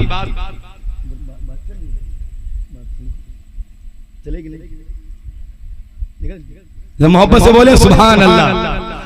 हाँ बस थोड़ी देर सुने सैयद साहब आएंगे, बस बात खत्म कर दूंगा इंशाअल्लाह, वो दुआ फरमा देंगे, हो जाएगा। मोहब्बत से बोले सुभान अल्लाह। तो हम और आप सच बोले। आज एक सच्चे वली की बारगाह में, सच्चों की बारगाह में आए तो सच बोल के जाएं। अल्लाह कुरान में कहता है या अय्युहल्लज़ीना आमनु तक़ुल्लाह, ऐ ईमान वालो अल्लाह से डरो। और परहेजगार बन जाओ और उसके जानी वसीला तलाश करो। वसीला तो इन बुजुर्गों को बनाएंगे, नबियों को बनाएंगे, अहले बैत को बनाएंगे। यही तो वसीला है जिन्हें हम वसीला बनाते हैं और बनाएंगे। मुसलमानों, फिर से हुजूर पाक की हदीस पढ़ता हूं कि एक दूसरे के तुम भाई हो। अल मुस्लिमु मन सलिमल मुस्लिमून मिन लिसानिही व यदिही। मुसलमान वही है जिसके हाथ से और जिसकी जबान से दूसरे मुसलमान महफूज रहे, महफूज रहे। यानी जबान से बुराई ना करो, हाथ से कोई तकलीफ ना दो। हुजूर फरमाते हैं वही मुसलमान है। और यही पैगाम दिया कि जिसने मेरे आकाए करीम पर पत्थर मारे, हुजूर ने उसको भी दुआएं दी। जिसने रसूल पाक की गर्दन सजदे में दबाई, मेरे नबी की आंखें बाहर को आ गई थी, हुजूर पाक ने उसके लिए दुआए खैर फरमाई। जिसने रसूलुल्लाह के रास्ते में कांटे बिछाए, सरकार ने उसके लिए दुआ फरमा दिया। हम एक मुसलमान को माफ नहीं करते हैं, कई कई महीने बात नहीं करते हैं उससे। हुजूर पाक फरमाते हैं अगर तेरे झुकने से रिश्ता बच रहा है तो पहले रिश्ता बचा लेना, जाके माफी मांग लेना। अल्लाह को माफी मंगवाने वाला ज्यादा पसंद नहीं है, अल्लाह को माफी मांगने वाला ज्यादा पसंद है। नबी फरमाते हैं तुझे लगता है इज्जतें चली जाएंगी तो इज्जतों की परवाह न करना, इज्जतें चली जाने देना। जितनी दुनिया में इज्जतें जाएंगी, मेरा अल्लाह कयामत में उससे ज्यादा इज्जतें अता फरमा देगा। वाह, उससे ज्यादा अल्लाह इज्जतें अता फरमा देगा। एक दूसरों को माफ करने के लिए सोचें। नफरतें दुनिया में पहले से बहुत मौजूद हैं, दूसरे के दिल में सबसे मोहब्बत करें, हर धर्म के इंसान से मोहब्बत करें। यही बुजुर्गों का पैगाम है। क्यों? मेरे नबी सबके हैं, वमा अरसलनाका इल्ला रहमतल लिल आलमीन। तमाम जहानों के लिए रहमत, तमाम जहानों के लिए रहमत हुजूर है। तो जब हुजूर सारे जहान के लिए रहमत है तो दुनिया में तो हर इंसान आ गया, कोई इंसान न बचा। अल्लाह ने पूरी दुनिया के लिए बना दिया रहमत, हर जहान के लिए, आसमान के लिए, जमीन के लिए, सबके लिए रहमत हुजूर। देखें हुजूर पाक सल्लल्लाहु अलैहि वसल्लम को इतना आपको मारा गया, ताइफ में रसूल पाक सल्लल्लाहु अलैहि वसल्लम की जूतियां मुबारक खून से भर गई। तवज्जो करें, संजीदा होकर दो चंद बातें सुन ले। इतनी जूतियां हुजूर के पत्थर मारे गए कि मुबारक जूती हुजूर की खून से भर गई। इतने मारे पत्थर। जिब्रील आएगा, सरकार आपको ये मार रहे हैं, आप कहें तो दोनों पहाड़ों के बीच में इन्हें कुचल करके खत्म कर दिया जाए। मेरे नबी रोए, रोकेगा नहीं मेरे जिब्रील, नहीं मारना नहीं है। ये ईमान नहीं लाए तो क्या हुआ, इनकी नस्लें ईमान लेके आएंगी।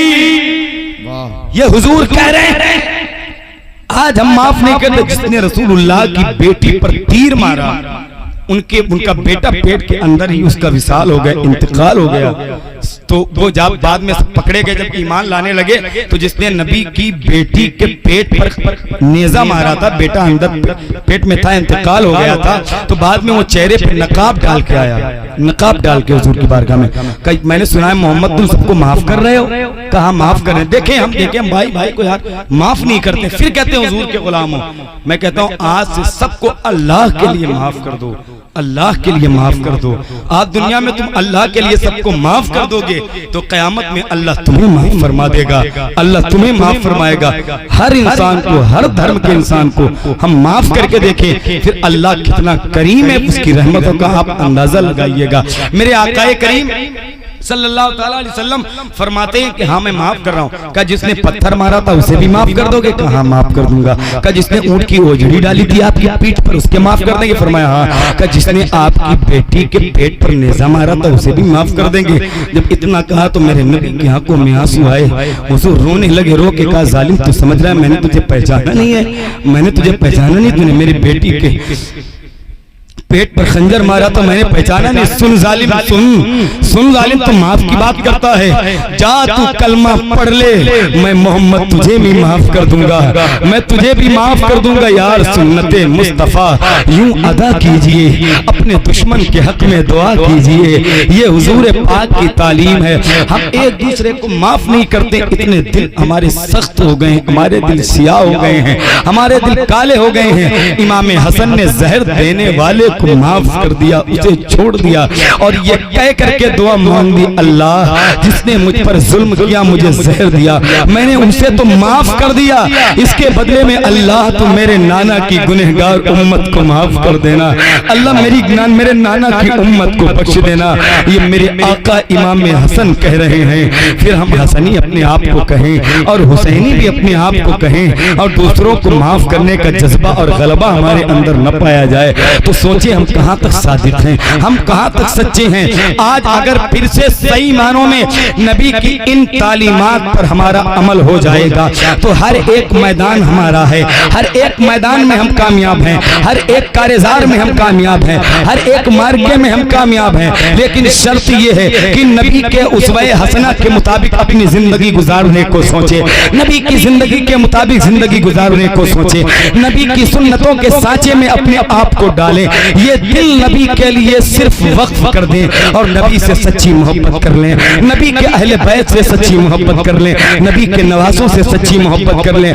जब ये दिल उनके लिए सिर्फ और सिर्फ हो जाएगा मुसलमानों, तो हर एक मैदान में आप कामयाब हो। और ऐसे कामयाब हो, आप जरा सोचे तो सही, आप कितने आज बैठे हो, आज पूरी दुनिया में कितने लोग हो, कितने मुसलमान हो, हजारों हो, लाखों, करोड़ों में हो, करोड़ों की तादाद में हो, तब भी सबकी शिकायत क्या रहती है, हजरत बहुत परेशान हूँ, हजरत ये हो रहा है, हजरत वो हो रहा है, हजरत जुल्म सितम हो रहा है, ये किया जा रहा है, वो किया जा रहा है। उसकी वजह यह है कि हमारे अमाल के ये नताइज हैं, हमारे करतूत का ये नतीजा है। हमने अपने आप को पहचाना नहीं, हमने मुस्लिम का टाइटल नहीं समझा, हमने मुसलमान होने का मतलब नहीं जाना, इसीलिए हर एक मैदान में जलील हो गए, हर एक डिपार्ट में जिल्लतें हमारे ऊपर डाल दी गई, हर एक मैदान में नाकामयाबी बन गई, हर जगह हम मार दिए गए, हर जगह हमें जलील और रुसवा कर दिया गया। आप देखें वो चंद मुसलमान थे इस्लाम में, सबसे पहले इस्लाम के जो थोड़े मुसलमान थे ना, वो ज्यादा नहीं थे, बल्कि 313 मुसलमान थे, सिर्फ 313। और ये इस्लाम की सबसे पहली जंग है जो 17 रमजान को हुई थी मक्का मुकर्रमा में। ये 17 रमजान को इस्लाम की पहली जंग, जिसको जंगे बद्र कहा जाता है, जंगे बद्र। मैं कहता हूँ जब भी तुम उम्रे के लिए जाओ या हज के लिए जाओ तो तुम यार बद्र जरूर जाया करो। हर जगह की फजीलत है, लेकिन मैंने जितनी बद्र की अल्लाह की कसम मैंने फजीलत पढ़ी, मैंने किसी की नहीं पढ़ी, इसलिए कि बद्र में हुजूर सबसे ज्यादा रोए थे, रसूल पाक के आंसू बद्र में सबसे ज्यादा गिरे थे। हजरात इस्लाम की ये सबसे पहली जंग है जो 17 रमजान को हुई थी। आप देखें कि हम करोड़ों हैं, उसकी वजह से मारे जा रहे हैं, उसके बाद भी काटे जा रहे हैं, उसके बाद भी जलील हो रहे हैं, उसके बाद मस्जिदों को तोड़ा जा रहा है, उसके बाद भी मदारिस को मिसमार किया जा रहा है, उसके बाद भी खानकाहों को मुनहदिम किया जा रहा है। वजह क्या है इसकी जड़ तक पहुंचे? वो 313 थे, कामयाब थे, वो सिर्फ 313 मुसलमान थे। और पता है कि रात में एक तरफ 1000 काफिर थे और वो रात में बकरा भून करके खा रहे थे और शराब काफिर और मुशरिकीन पी रहे थे। कह रहे थे सुबह मुसलमान आएंगे, इनको मारेंगे, शराब पियो, बकरा खाओ। वो मुसलमानों को मारने की प्लानिंग कर रहे थे। सुबह हुई, वो 313 गरीब सहाबी थे, बिल्कुल गरीब सहाबी थे, वो नबी की बारगाह में हाजिर हुए। हाजिर होकर कहते या रसूल अल्लाह, हम आपके साथ जंग में चलेंगे। मेरे नबी ने कहा तुम कैसे जाओगे? तुम्हारे देखो इतने गरीब सहाबी थे ना, जिनके पेट बिल्कुल पीठ से लगे हुए थे, वो खजूरों की गुठलियां चूस कर रोजा रखते थे और उसी से इफ्तार करते थे। मेरे नबी ने कहा तुम कैसे जाओगे? कहा या रसूल अल्लाह हम आपके साथ चलेंगे। नबी ने कहा लौट जाओ, अभी अभी मौका है, वरना उधर 1000 तलवारें हैं, तुम्हारे पास कुछ तलवारें नहीं है, उधर 1000 घोड़े हैं, तुम्हारे पास कुछ घोड़े नहीं है, उधर जो है 1000 काफिर है, तुम 313 हो, गरीब हो, भूखे हो, प्यासे हो, तुम्हारी बीवी बेवा हो जाएगी, तुम्हारे बच्चे यतीम बन जाएंगे। लेकिन वो 313 गरीब थे, उनका जज्बा तो देखिए। उन्होंने कहा या रसूल अल्लाह हम जाएंगे नहीं, हम मूसा की उम्मत नहीं है जो डर के भाग जाएंगे, हम उम्मत रसूलुल्लाह की है, हम आप पर जान दे देंगे लेकिन आपको छोड़ के नहीं। नारे तकबीर, नारे रिसालत, लब्बैक या रसूलल्लाह।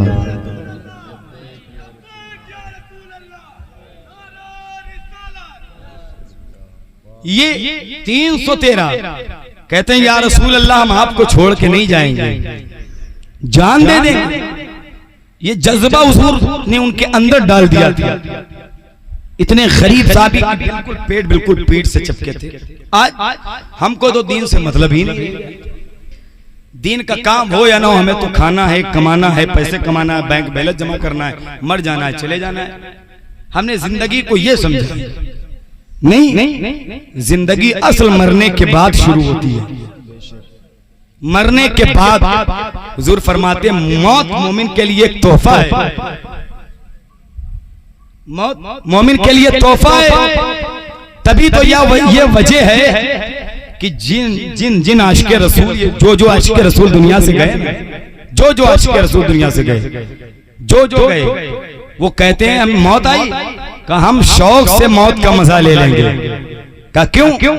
का जब हम मरेंगे तो कब्र में जाएंगे तो मदीने वाले हमारी कब्र में आएंगे।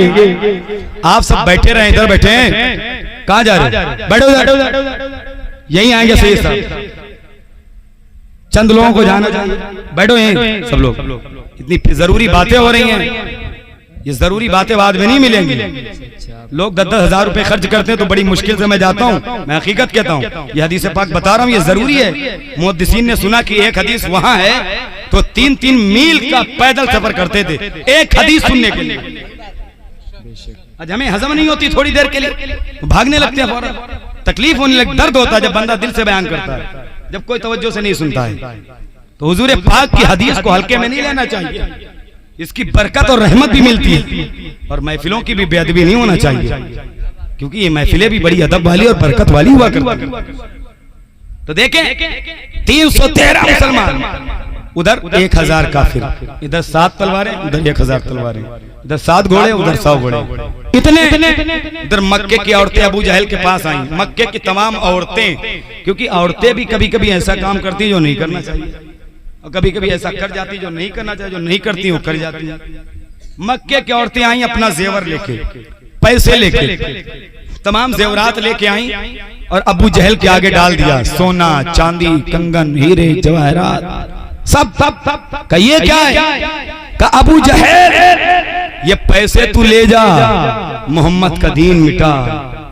ये मक्के की औरतें पैसे लेके जा, मोहम्मद का दीन मिटा के आ। तो वो मदीने की औरतें भी सामने आ गईं और आके कहती या रसूल अल्लाह हम गरीब हैं, गरीब, हमारे पास दौलत तो नहीं है, अलबत्ता ये 20 साल का जवान अपने साथ ले जाइए और इस्लाम बचा के चले आइए, इस्लाम बचा के चले आइए। ये तालीम है। देखें, अब आप तवज्जो फरमाएं, देखें जरा मोहब्बत के साथ। उसके बाद इंशाअल्लाह चैप्टर क्लोज होता है, बात इख्तिताम के जानिब गामजन होती है, एंड की तरफ आती। आप जरा देखें तो सही मेरे आकाए करीम की अजमत और रिफात और बुलंदी वकार को मेरे आकाए करीम सल्लल्लाहु तआला अलैहि वसल्लम ने फरमाया ठीक है, अच्छा चलोगे कहाँ? हुजूर पाक ने खजूर की टहनी मंगवाई। ये पहली जंग इस्लाम की खजूर की टहनी से हुई।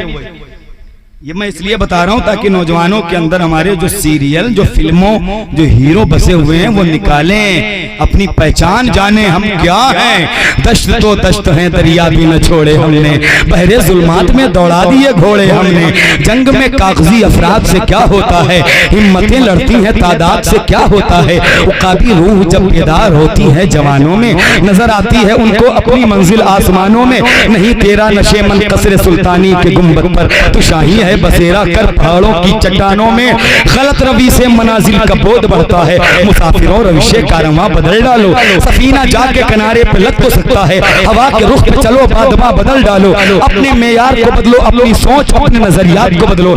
ऐ नबी के दीवानों सुनो तो नबी पाक ने खजूर की टहनी मंगवाई और उसको हुजूर ने एक एक सहाबी के हाथ में दे दी, कहा जाओ। अच्छा खजूर, अच्छा सहाबी भी थे, आज के लोगों को दे दिया जाए, कहेंगे हजरत ये तलवार है कि खजूर की टहनी है, हम इससे नहीं लड़ेंगे, हम जा रहे हैं वापस, वरना मार दिए जाएंगे। आप खजूर की टहनी दे के कह रहे हैं जाओ तुम्हारी तलवार है, लेकिन मेरे नबी ने दे दिया, कहा जा यही तेरी तलवार हो गई, जा यही तेरी तलवार हो गई। अब 313 सहाबियों ने लिया और लेके जब मक्के की गलियों में लहराया था ना, तो ऐसा लग रहा था उनके हाथ में कोई खजूर की लकड़ी नहीं, बल्कि कोई एटम बम दे दिया गया हो।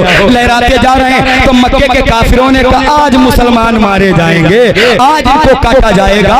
भला तलवारों का मुकाबला खजूर की टहनियों से होता है, ये खजूर की टहनी को तलवार समझ रहे हैं, आज तुम मार दिए जाओगे। तो 313 सहाबी एक जबान होके बोले, कहते तुम अपनी घटिया सोच अपने पास रखो, सुनो हमें तलवार पर है ना खजूर की लकड़ी पर है, भरोसा जो कुछ भी है वो अहमद मुख्तार पर है, भरोसा जो कुछ भी है वो अहमद मुख्तार पर भी है। वो इनका ईमान था, इस कदर उनका ईमान और अकीदा मजबूत और मुस्तहकम था। आप देखें फिर रसूल पाक ने दे दिया और देने के बाद मैदान बद्र में पहुंचे।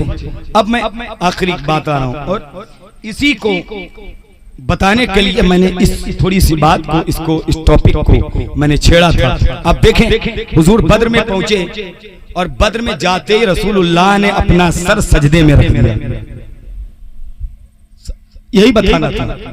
आज हमारे ऊपर कोई मुश्किल आती है ना तो हम सजदा नहीं करते, हम लोगों से परेशानियां बता देंगे, इनसे उनसे इनसे उनसे। गौसे पाक कहते हैं अपने अपने हाल क्यों लोगों से बताते हो, वो रो के सुनेंगे, हंस के उड़ा देंगे तुम्हारी बातें। अपने रब से कहा करो, अपने रब से कहो। कभी कभी तन्हाई में अकेले में लेट कर कहो मेरे मौला मैं बड़ा गुनहगार हूँ, तेरे हबीब का दामने करम गुनहगार हाथों में दे दिया है, अल्लाह मेरी दुआ भी कबूल कर ले। गौसे पाक कहते हैं अपने रब से कहोगे तेरा रब तुझे जलील नहीं होने देगा, तेरा रब किसी से भी नहीं कहेगा। जो 70 माओं से ज्यादा प्यार करना जानता है वो जिल्लतों से भी बचा सकता है, वो जिल्लतों से भी बचा सकता है। गौसे पाक कहते हैं लोगों से कहोगे लोग उड़ा देंगे जाके, लेकिन अपने रब से कहोगे तुम्हारा अल्लाह किसी से भी नहीं कहेगा और तुझे इतना दे देगा, इतना दे देगा, इतना दे देगा, तेरा तो क्या तेरी आने वाली नस्लों का भी भला हो जाएगा। तो सुनो, मेरे नबी ने सजदे में सर रखा और रख के हजरत सैयदना अबू बकर सिद्दीक रज़ी अल्लाह ताला अन्हु फरमाते हैं मैंने रसूलुल्लाह को जितना बद्र में रोते देखा इतना नबी को कभी रोते नहीं देखा। इतना हुजूर हुए बद्र में, बहुत क्यों? अबू बकर कहते रो के कह रहे थे या अल्लाह ये मेरी पूरी जिंदगी की कमाई है 313, अगर ये मिट गए तो कयामत तक तेरा कोई नाम लेने वाला नहीं होगा। मौला ये मेरी पूरी जिंदगी की पूंजी है, ये अबू बकर मेरी पूरी जिंदगी की कमाई, ये उमर पूरी जिंदगी की कमाई, ये बिलाल पूरी जिंदगी की कमाई, ये अली पूरी जिंदगी की कमाई। मौला ये मिट गए तो कयामत तक तेरा कोई नाम नहीं लेने वाला होगा। अबू बकर कहते कि हुजूर रोकर ये दुआ मांग रहे थे, मैंने देखा अचानक, मौला अली कहते अचानक एक तरफ हवा चली और कुछ धूल उड़ने लगी, धूल उड़ी। मैंने कहा या रसूल अल्लाह ये कैसी धूल है? फरमाया अली परेशान न हो, अल्लाह ने हजरत जिब्रील को 500 फरिश्ते लेके जमीन पे भेज दिया है। हजरत जिब्रील 500 फरिश्ते लेके आ गए। फिर मौला अली कहते दूसरी तरफ एक धूल उड़ी, हवा चली। मैंने कहा या रसूल अल्लाह ये कैसी धूल है? फरमाया अली अब मेरा दूसरा वजीर मिकाइल 500 फरिश्ते लेके जमीन पे आ गया है। अब आसमान के दोनों वजीर अबू बकर और उमर के साथ हैं और जमीन के दोनों वजीर अबू बकर और उमर हुजूर के साथ हैं। मेरे आका ने फरमाया अब अल्लाह की मदद आ गई है, चलो चलो। अब जब तमाम सहाबी मैदान बद्र में उतरते हैं, अब उधर 1000 काफिर थे, अब इनके हाथ में खजूर की लकड़ी थी, लेकिन या रसूल अल्लाह का नारा लगाया और लगाने के बाद जब मैदान बद्र में अपनी जो है डंडी को घुमाया था ना, तो ऐसा लग रहा था, ऐसा लगा किसी का सर कट रहा है, किसी का हाथ कट रहा है, किसी की गर्दन कट रही है। आधे घंटे में काफिरों में भगदड़ मच गई, वो सर पर अपने पैर रख करके भाग गए। तारीख बताती है कि जंगे बद्र में 70 काफिर मारे गए थे, जिनमें से 35 को सबने मिलके मारा था और 35 को अकेले मौला अली ने मारा था। 35 को सबने मिल के मारा और 35 को अकेले मौला अली ने मारा। सुभान अल्लाह। वो मौला अली ला फता इल्ला अली ला सैफा इल्ला जुल्फ़िकार। अली के जैसा ना कोई जवान है और जुल्फ़िकार के जैसी ना कोई तलवार है। वो मौला अली जिनके हाथ में जुल्फ़िकार हैदरी हो, फिर उस अली का मुकाबला कौन कर सकता? अली ने अकेले मारा था। और तो बुजुर्गों ने लिखा है कि जब रसूल पाक वहीं मैदान बद्र में कुआं होगा, कुआं भी है जिसमें बद्र में आका ने लकड़ी से लकीरें खींच कर जिस जगह जिसकी मरघट कह दिया तो हो गया। अबू जहब को, अबू जहल को, उतबा को, शैबा को। तब वहीं एक कुआं है जिसमें काफिरों की लाशें डाली गई। तो हुजूर पाक कुएं के दहाने पर खड़े हुए थे बाद में और जाके कहा था, अबू जहल मैं कहता था तू मुझे मान ले, मैं कहता था मैं अल्लाह का रसूल हूं, यकीन कर ले, लेकिन तूने नहीं माना। अब देख अपना अंजाम देख। तो हजरत उमर ने जानते हो क्या कहा? या रसूल अल्लाह ये तो मुर्दे हैं, इनसे आप कैसे बात कर रहे हैं? तो हुजूर ने फरमाया, उमर जिंदा जितना सुनते हैं ना, मरने के बाद मुर्दे उससे ज्यादा सुना करते हैं। अब मुझे एक बात ये यहाँ पर रुक के इशारा मैं अपनी तरफ से कहूँ कि अगर अबू जहल, अबू लहब जैसे काफिर मरने के बाद हुजूर कहते हैं सुन सकते हैं, तो बताओ मेरा गौसे आजम नहीं सुन सकता है? मेरा गरीब नमाज नहीं सुन सकता है? मेरा मखदूम पाक नहीं सुन सकता है? मेरा साबिर पाक नहीं सुन सकता है? मेरा वारिस पाक नहीं सुन सकता है? इश्क हो तो इश्क का मतलब समझ में आएगा। हाँ, हुजूर पाक फरमाते हैं ये सुनते हैं। जब काफिर सुने तो ये अल्लाह के वली तो कहीं उनसे बहुत ज्यादा सुन लिया करते हैं। तो मौलाए कायनात ने उसमें मारा आधे लोगों को। तो बुजुर्गों ने लिखा है पता कैसे चला कि इनको अमीर हमजा ने मारा, इनको बिलाल ने मारा, इनको अबू बकर ने मारा। तो कहते जो दूसरे साहबी चलाते थे वो तलवार ऐसे चलाते थे, ऐसे देखे ऐसे मारते थे तो गर्दन सीधे नीचे आ जाती थी। अली का अंदाज अलग था। कहते जब अली मारते थे तो सीधे ऐसे मारते थे।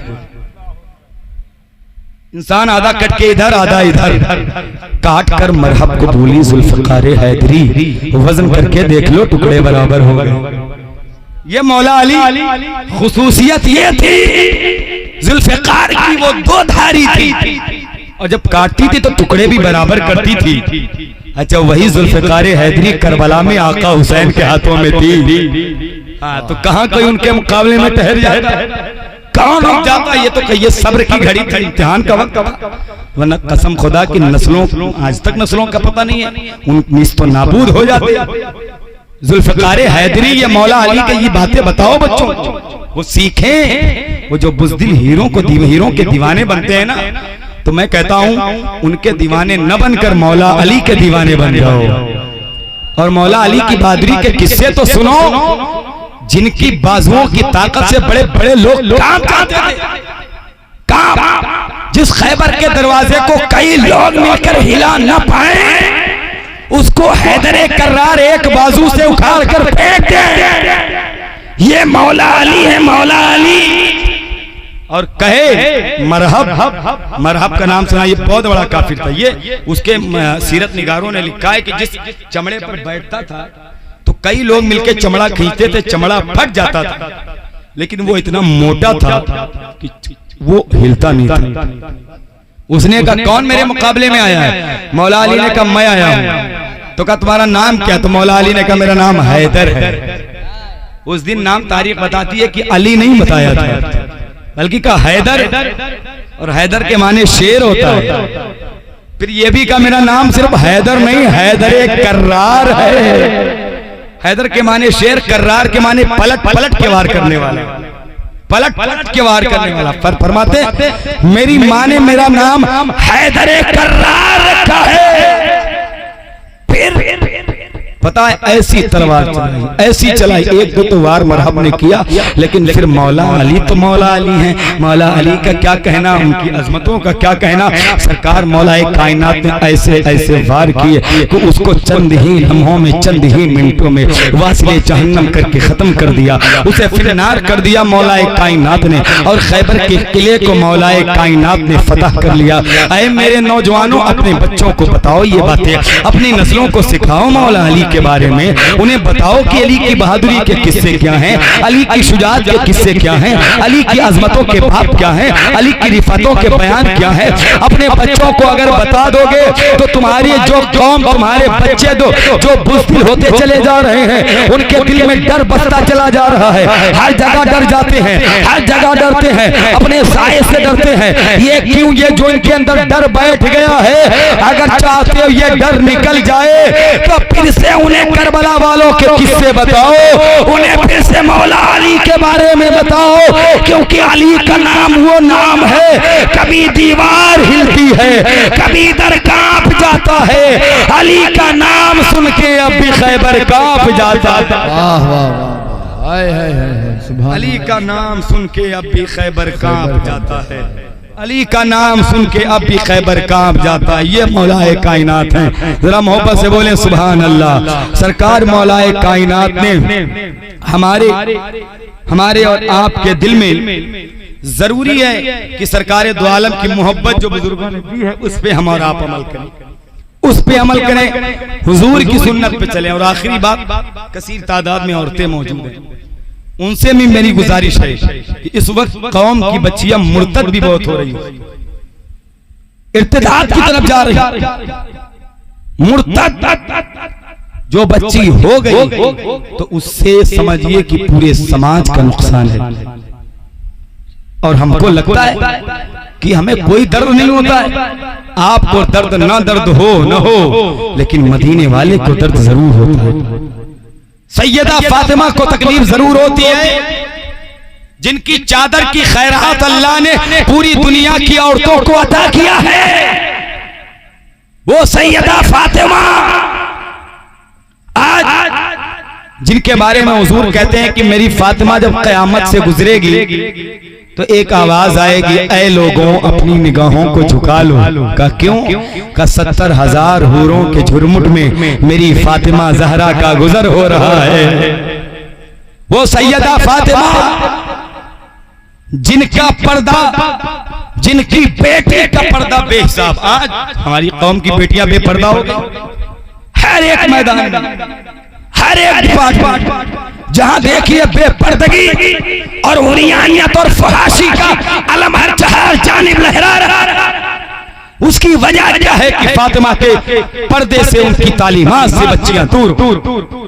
घर में 4 घंटे टीवी तो हमारी चलती है, लेकिन बैठ करके माँ बाप ये नहीं कहते कि आधा घंटा बैठकर फातिमा के बारे में बेटी पढ़ ले, तो करबला की ज़ैनब के बारे में पढ़ ले, उम्मे रिबाब के बारे में पढ़ ले, शहर खानों के बारे में पढ़ ले, ये नहीं बताएंगे। खतीजा के बारे में पढ़ ले, सैयदा आयशा सिद्दीका के बारे में पढ़ ले, नहीं बताते। मैं कहता हूँ यार 2 घंटे टीवियां न चलाकर आधा घंटा कम से कम बच्चियों को फातिमा का किरदार तो बता दिया करो। क्यों? तुम्हारी बच्चियां मुर्तद होने से बच जाएंगी, इर्तिदाद की तरफ नहीं जाएंगी। आज जो गैरों के बिस्तरों की ज़ीनत बन गई और जिल्लतें रुसवाइयां आई, तुम्हारी बेटियों को बेपर्दा किया गया, कभी तुम्हारे कॉलेजों के नाम पे, कभी ट्यूशनों के नाम पे, कभी पार्टियों के नाम पे इज्जत के साथ खिलवाड़ किया गया। किसी के बाप को तकलीफ हो न हो, लेकिन सैयदा फातिमा को दर्द जरूर होता है। और अगर कयामत में फातिमा ने चेहरा मोड़ लिया अपना, तो कोई ऐसा इंसान नहीं है जो अल्लाह के अजाब से बचा ले, क्योंकि कयामत में अपने दामन में फातिमा ही तो छुपाएंगे, फातिमा का ही तो डर है, कहां जाएंगे।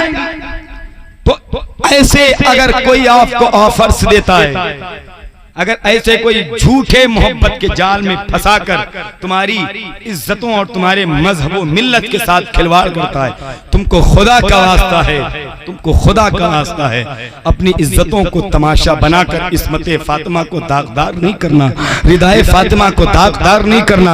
आप देखें मदीना शरीफ की सरजमीन एक मुसलमान लड़की है और किसी यहूदी की दुकान पे गई है और वो सुनार की दुकान है, यहूदी सुनार जो है वो यहूदी था, वो मुसलमान लड़की गई ना तो यहूदी से कहा मुझे फला चीज दे दो, तो यहूदी की नजर उस मुसलमान लड़की के इन हाथों में पड़ी। अच्छा जब हाथों पे नजर पड़ गई तो उसने बहुत सारा यहूदी ने सोना उठाया और मुसलमान लड़की की तरफ फेंक दिया और फेंक के कहा खातून ये तू सोना ले जा, बस मेरे दिल में जो बात है वो तू मेरी बात को पूरी कर दे, यानी मेरे लिए तू राजी हो जा।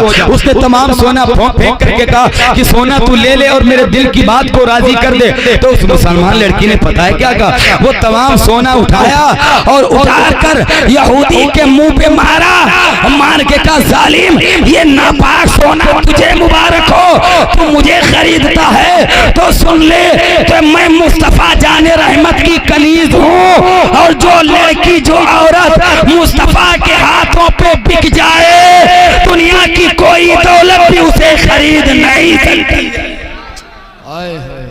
कोई भी दुनिया की दौलत उसे खरीद नहीं सकती।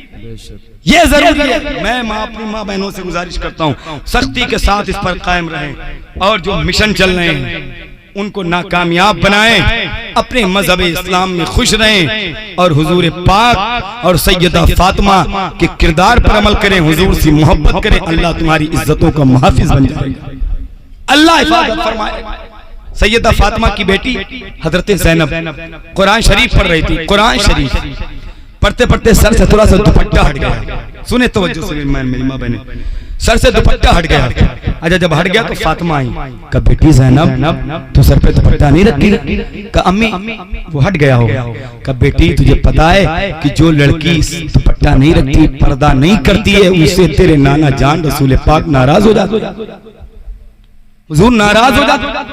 इतना सुना तो सैयदा ज़ैनब बहुत रोई, बहुत रोई, बहुत रोई। और ये ज़ैनब इतनी ऐसी बहन है कि तारीख में दूसरी बहन ऐसी कोई नहीं मिलती है जिसने भाई का सही मानों में हक अदा किया हो। करबला में जहां से सब्र इमाम हुसैन का सब्र मुकम्मल होता है वहां से ज़ैनब के सब्र का इम्तिहान शुरू होता है, शुरू। यही ज़ैनब है यार जिन्होंने करबला से लेकर मदीना तक इतना साथ मेरे हुसैन का दिया था। अकेले ज़ैनुल आबदीन का हाथ पकड़ के ले गई थी और नबी के रोजे को देख कर कहा था बेटा ये क्या है, का फूफी ये रोजा है, का किसका, का नाना जान का नाना का है, कहा। फिर ज़ैनब ने इमाम ज़ैनुल आबदीन का हाथ पकड़कर करबला की तरफ रुख किया और आंखों में आंसू ला के बोली हुसैन गवाह रहना मैंने तेरी अमानतों को सही सलामत तेरे नाना के मदीने तक पहुंचा दिया है।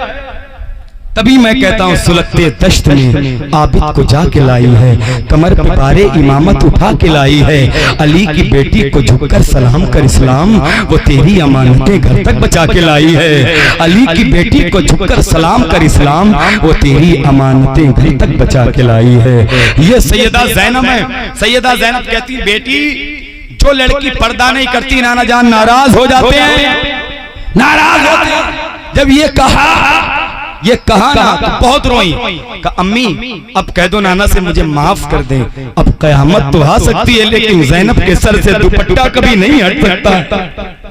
ये करबला कभी कहते करबला में क्या था, करबला में तकवा था, करबला में सब्र था, करबला में पर्दा था, खेमे जल रहे थे लेकिन कोई नहीं कहता कि ज़ैनब के सर से दुपट्टा हटा, खेमों को आग लगा दी गई। कोई नहीं कह सकता शहरबानों ने शरीयत की हदें तोड़ी। आज हमारे घर में कोई इंतकाल हो जाए मिसाल ले लो तो औरतें ऐसे फूट फूट कर रोती हैं, महरम गैर महरम किसी का पता नहीं, बेपर्दा न दुपट्टे का पता न बालों को पता। कसम खुदा की मुर्दे से ज्यादा औरत पर लानत होती है जो ऐसे रोती है। ये हदीस का मफहूम है, जो औरतें ऐसे रोती हैं तो उन पे खुद अल्लाह का अज़ाब उतरता है, फरिश्ते नहीं आते फिर वहां पर रहमत के जनाजे के पास। जो ऐसे चीख चीख कर औरतें और दुपट्टों को हटाकर बालों को उठाकर रोती, मैं कहता हूँ जनाजा पढ़ा हो तो मुसल्ले बिछा 2 रकात नमाज पढ़ और नमाज पढ़ के कह दे अल्लाह तू अपने हबीब के सदके में मेरे बाप को बख्श दे, मेरी माँ को बख्श दे। कसम खुदा की हुजूर कहते हैं तेरे हाथ नीचे को नहीं आएंगे कि अल्लाह उसकी मग़फ़िरत फरमा दिएगा। ये जरूरी है, ये जरूरी है। तो पर्दा बहुत अहम है, इतना अहम है कि करबला में तकवा, पर्दा, सब्र, नमाज सब था करबला।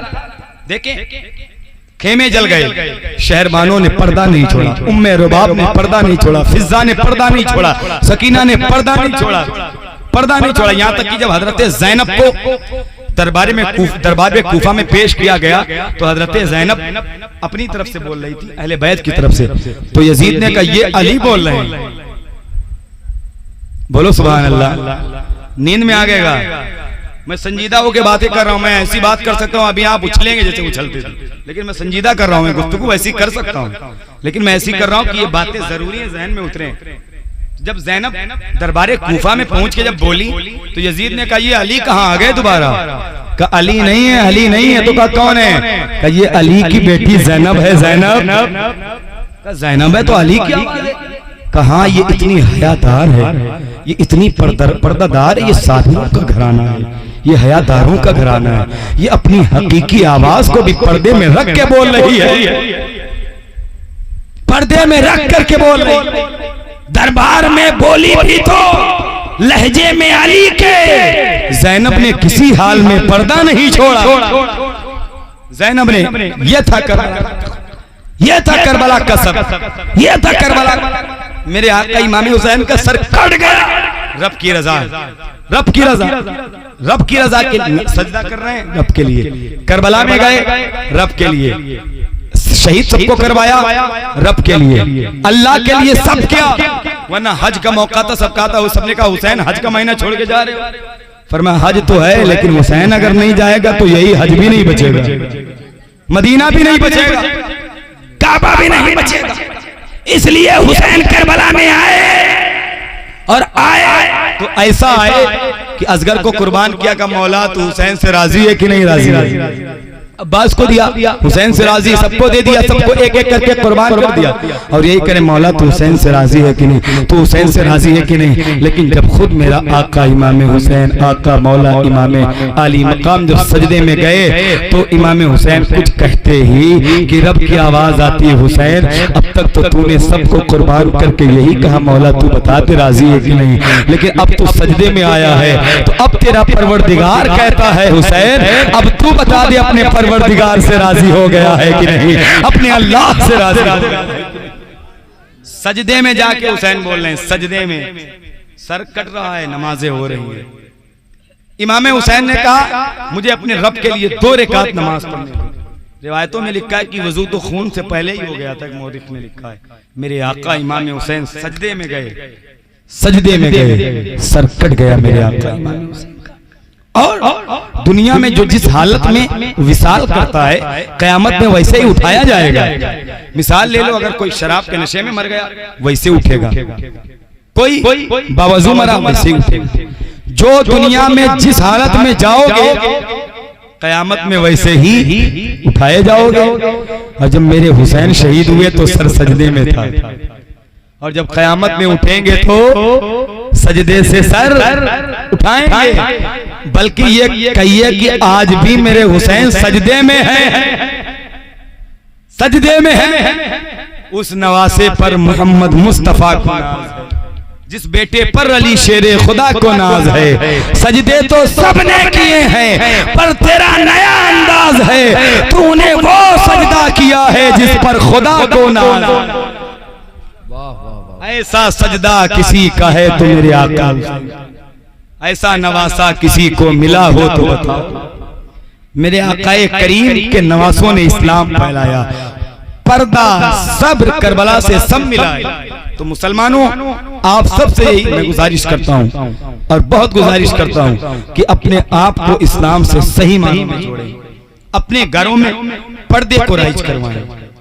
पर्दा अगर जब होगा, और बचपन ही से अगर बेटियां आपकी ऐसे कपड़े पहनेंगी जिसमें पर्दा हो, तो भी बड़े होने के बाद कोई दिक्कतें नहीं बनेंगी। एक साहब से मैंने कहा बेटी बड़ी हो गई उनकी, लखनऊ में सदर साहब, तो मैंने कहा कि बेटी बड़ी है, पढ़ाने भेजते तो पूरे कपड़े पहना के आप भेजा करें ना, ये शॉर्ट शॉर्ट क्यों भेजते पहना के? कहा हजरत मेरी बेटी नहीं पहनती है, वो आज के जमाने की है ना। मैंने कहा बचपन से आपने पहना नहीं हो? कि हाँ हजरत बचपन से तो नहीं पहना है। तो मैंने कहा इसीलिए तो अब उसे दुश्वार होता है पूरे कपड़े पहनने में, अब तो दुश्वारी होती है कि अब कैसे पहने, क्योंकि आदत तुमने वैसी डाल दी उसकी ना। तो अगर बच्चियों को शुरू से ही ऐसी चीजें सिखाई जाएंगी तो बड़े होने के बाद रुसवाई का सबब नहीं देखना पड़ेगा। माँ अगर कुरान पढ़ेंगी तभी बच्चे कुरान पढ़ेंगे। माँ पेट में होंगी, अगर माँ बेटियां पेट में होंगी, माँ दुरूद पढ़ेंगी तो बेटी परहेजगार पैदा होगी।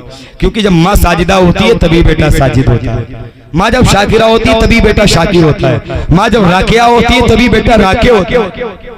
माँ पे असर पड़ता है, होता नहीं। जब माँ हामिला होती है तो डॉक्टर के पास जाओ तो डॉक्टर क्या कहते हैं कि ये फल खाना, वो फ्रूट्स खाना, ड्राई फ्रूट्स खाओ, ये खाओ, वो फ्रूट्स खाओ, कहते हैं नहीं? क्यों पूछा जाता है? अरे नहीं, इससे ताकत मिलेंगी, इससे विटामिन सी, विटामिन डी, इससे ये विटामिन, ये फायदे, ये इसके लिए मुफीद है, कहते हैं। तो मैं कहता हूँ सही है। अगर माएं सेब, संतरे, अंगूर, फ्रूट्स, ड्राई फ्रूट्स खाएं तो अंदर बच्चे पर उसका असर हो जाए।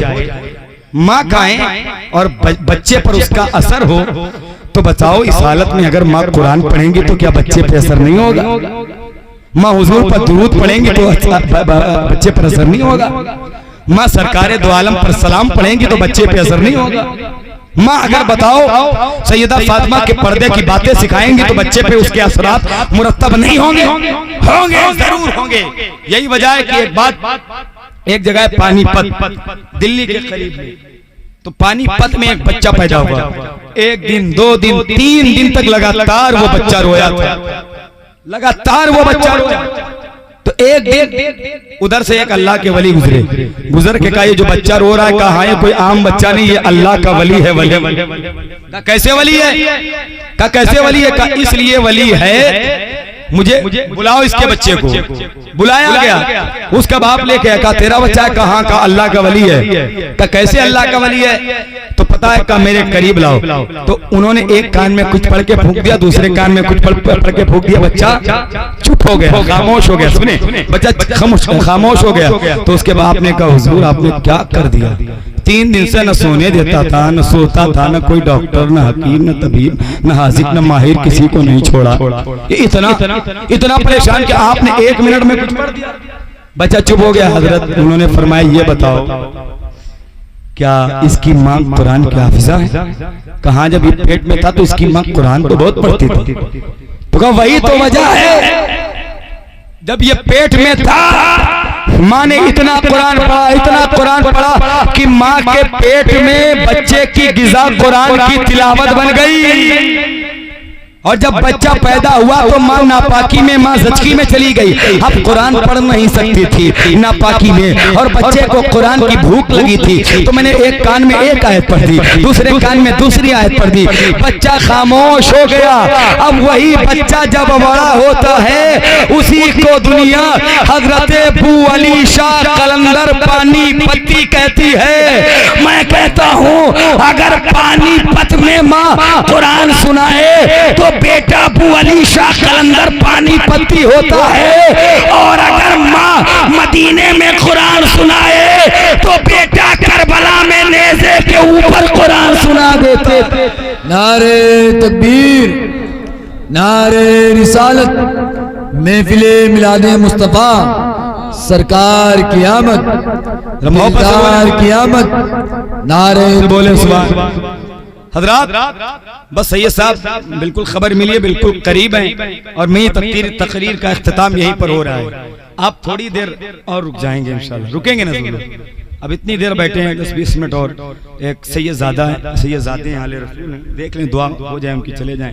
और मैं तकरीर खत्म कर रहा हूँ। कारी गुलाम नबी इस्माइली साहब का एक कलाम इंशाल्लाह समाप्त करेंगे। उसके बाद हजरत सैयद साहब क़िबला तशरीफ लाएंगे, दुआ फरमा लेंगे। आप थोड़ी देर और बैठें, बस यही दुआ है कि अल्लाह ताला इस गुफ्तगू पर पहले मुझे, उसके बाद अमल खैर, आप हम सबको अमल खैर की तौफीक रफीक अता फरमाएं। अल्लाह की बारगाह में दुआ है मौला, जो मैंने अर्ज किया शुरू से अब तक, अगर मुझसे बोलने में किसी किस्म की कोई लफ्ज़िश, गलती, खताएं वाक़ई हो गई हो तो अल्लाह अपने हबीब के सदक़े में माफ़ फरमाए। और अल्लाह, मैं अल्लाह की बारगाह में तौबा करता हूँ, अस्तग़फिरुल्लाह रब्बी मिन कुल्ली ज़ंबिन व अतूबु इलैहि, अशहदु अल्ला इलाहा इल्लल्लाह व अशहदु अन्ना मुहम्मदन अब्दुहु व रसूलुहु। प्यारे हबीब को पुकार, प्यारे नबी का नाम ले, दामन मुस्तफ़ा में आ, पाए रसूल